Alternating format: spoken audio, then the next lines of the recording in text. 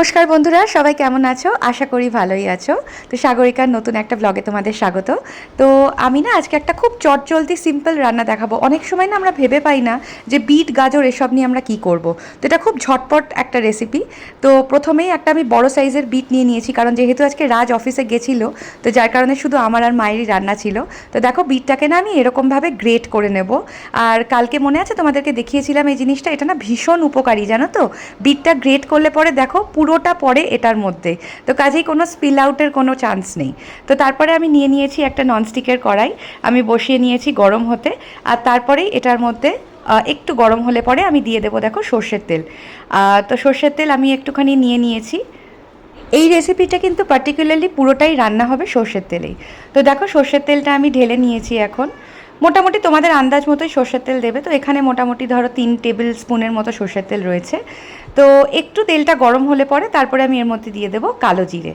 তো কালো জিরেও মোটামুটি ধরো 1 টেবিল স্পুনের মতো তোমরা দিতে পারো, কারণ এটা না একটা খুব যেটাই আগে বললাম যে চটজলদি রেসিপি, খুব তাড়াতাড়ি হয়ে যায়।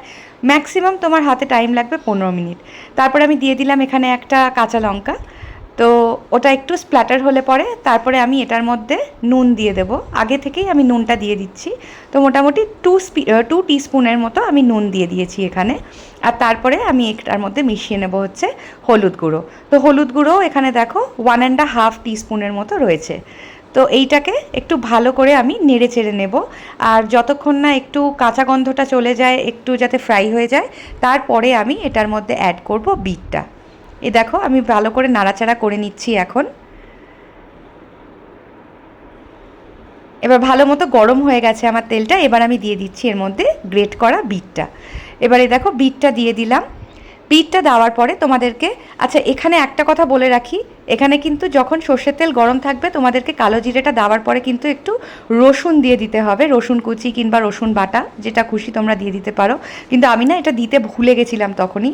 তো আমি বিটটা আগে গ্রেট করা দিয়ে দিয়েছি এর মধ্যে, দিয়ে একটু নাড়াচাড়া করার পরে তারপরে কিন্তু আমি এটার মধ্যে রসুনটা দেব।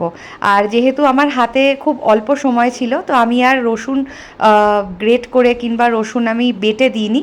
আমি এখানে একটা রেডিমেড আমার ক্রাঞ্চি গার্লিক ছিল, তো ওইটাই আমি দিয়ে দিয়েছি এটার মধ্যে। এটারও কিন্তু টেস্টটা ভীষণ সুন্দর হয় খেতে। তবে হ্যাঁ, তোমাদেরকে একটু নাড়াচাড়া করে ভালো করে রসুনটা ফ্রাই করে নিতে হবে, যতক্ষণ না একটু কাঁচা গন্ধটা না চলে যাচ্ছে। আর এই দেখো আমি এখানে সুন্দর করে ভালো করে মিশিয়ে দিচ্ছি জিনিসটাকে, যাতে ইভেনলি সব জিনিসটাই ফ্রাই হয়। তো এই বিটটাকে একটু নাড়াচাড়া করার পরে তারপরে আমি 10 মিনিটের মতো আমি ফ্রাই হতে বসিয়ে দেব। তো দেখো বন্ধুরা, 10 মিনিট পরে বিটটা কিন্তু আমার ভালো মতো ফ্রাই হয়ে গেছে, কিন্তু বিটটা একটু সিদ্ধ হওয়াও দরকার। দেখো বিটটা ভালো করে ফ্রাই হয়ে গেছে। এবার আমি দিয়ে দেব একটু সামান্য জল। খুব বেশি জল দেওয়ার দরকার নেই, তাহলে একদম গলা গলা টাইপ হয়ে যাবে। তো আমি অল্প একটু জল দিয়ে নিলাম। দিয়ে আমি এটাকে ভালো করে আবার একটু মিশিয়ে নেব। করে আমি আরও মোটামুটি ধরো 6 থেকে 7 মিনিট ম্যাক্সিমাম আমি এটা বসিয়ে দেব, যাতে সুন্দরভাবে পুরো জিনিসটা টেনে যায়। তো দেখো আমি নাড়াচাড়া করে ভালো করে মিক্স করে দিয়েছি জিনিসটা।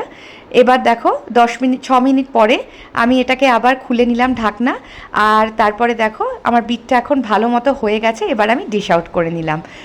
আর এইটা তোমরা কোনো সময় না গরম ভাতের সাথে এটা খেয়ে দেখো। এটার ওপর থেকে আর কাঁচা সর্ষের তেল ছড়ানোর দরকার নেই। এটা এরকমই খেতে ভালো লাগে। এটা একবার ট্রাই করে দেখো, আশা করি অবশ্যই ভালো লাগবে তোমাদের। চলো দেখা হবে আরেকটা ব্লগে। টাটা।